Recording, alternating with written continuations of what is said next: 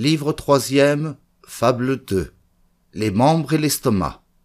Je devais par la royauté avoir commencé mon ouvrage, à l'avoir d'un certain côté, messer Gaster en est l'image. S'il a quelque besoin, tout le corps s'en ressent. De travailler pour lui les membres se lassant, chacun d'eux résolu de vivre en gentilhomme, sans rien faire, allégant l'exemple de Gaster. Il faudrait, disait-il, sans nous qu'il vécût d'air. Nous suons, nous peinons comme bêtes de somme, et pour qui? Pour lui seul. Nous n'en profitons pas. Notre soin n'aboutit qu'à fournir ses repas. Chaumont, c'est un métier qu'il veut nous faire apprendre. Ainsi dit, ainsi fait. Les mains cessent de prendre, les bras d'agir, les jambes de marcher. Tous dirent à Gaster qu'il en alla chercher. Ce leur fut une erreur dont ils se repentirent. Bientôt les pauvres gens tombèrent en langueur. Il ne se forma plus de nouveau sang au cœur. Chaque membre en souffrit, les forces se perdirent.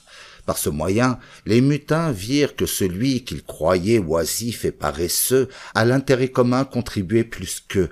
Ceci peut s'appliquer à la grandeur royale. Elle reçoit et donne, et la chose est égale. Tout travaille pour elle, et réciproquement tout tire d'elle l'aliment.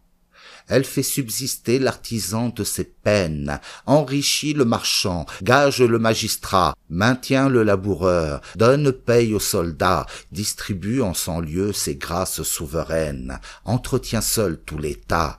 Ménénus le sut bien dire.